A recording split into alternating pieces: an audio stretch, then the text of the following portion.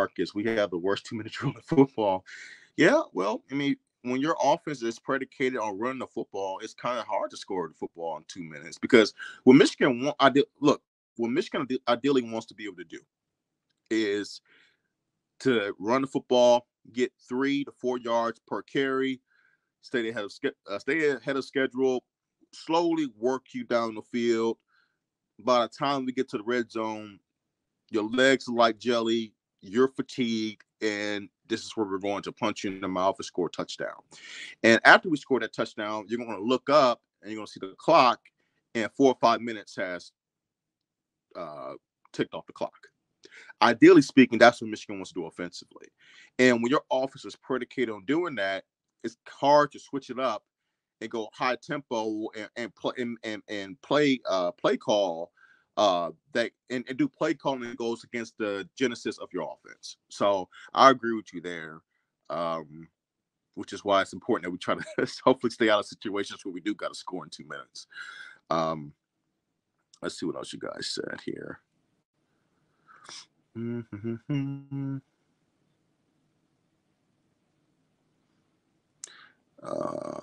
Yeah, I wanted to bring this up because this was Antoine, CJ out the doghouse. Yeah, I agree with you here. That's now talked about this a couple times over the last few weeks about CJ Stokes, who I believe after the Hawaii game or the Colorado State game, one of the games, he fumbled his first carry of the game, and he really didn't get much burn after that throughout the season. And part of it was doing Donovan that was coming back into the fold after being hurt. But look, they brought him back. I mean, he got a lot of burn today. It meant that he looked good. We know this offensive line is going to create some pretty good holes, and they did today. But he showed some really good burst, and that's important. It's important for future references to see, like, who's going to be that next guy to probably go in tandem with Donovan Edwards, with the assumption that Blake Corum goes to NFL after the season. So it feels good knowing that we have another talented running back in the stable to help carry the load next year, but also in the present. Look, both Blake and Donovan Edwards, especially Donovan Edwards, have been banged up at moments this season. So, you never know. It could be next week, Ohio State, the conference championship game, or playoff game, where CJ will need to step in and make plays, not just take a carry, but, show some bursts. Maybe gas or run play or two. And he showed that ability today. And look, you can never get enough playmakers. And I agree with you, Antoine. It was great to see him out there. And not only out there, but making plays and looking good.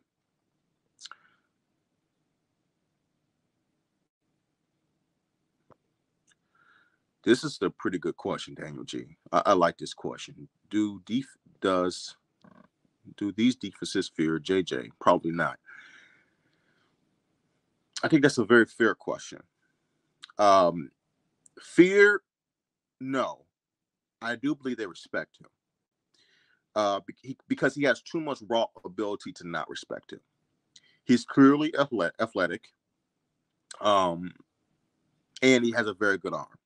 So it's too much talent not to respect him, but I don't believe they fear him. To have fear of a quarterback, of a player, they must consistently show the ability to game break and essentially put the game in their hands, and where there's really nothing you could do about it. JJ hasn't shown the ability to do that. Do I believe that's in there? Yes. But as of now, no, I don't think that he strikes fear in a defense. Look, because let's be honest, if I know that the quarterback has problems with inaccuracy and sometimes he can try to do a little too much, and I can use that to my advantage. Because I can look at, like, okay, look, let's pressure him. Let's force him to make a quick decision. Let's make him feel like he has to make a big play, and possibly lead into a situation where he creates a turnover. So no, I don't think he fears. People fear him, but respect, absolutely. Let's see what else people said. I 100% agree with this. They may be able to get by with the way it is now, at least to get back to CFP. But if they want to take that additional step and win a national championship, no, I agree that has to get better. That has to get better. I've been high on JJ right this second. I'm not so sure. He didn't look right this week. And what happens, man, is sometimes we equate talent and potential with actual results and what reality is showing us. JJ McCarthy has the raw potential to be a star, the abilities to be a star, but has he put it all together on a consistent basis? Can he do that? That remains to be seen.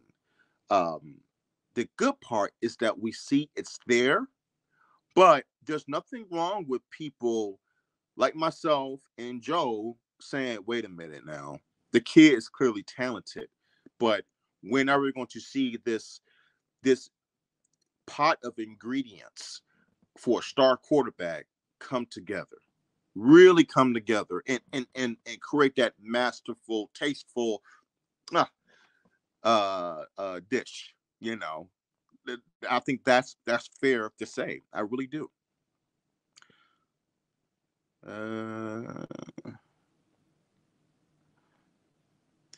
Yeah, Chuck, I don't think people are jumping off the JJ bandwagon. I think it's just, hey, people want to see a little bit more consistency. That's all.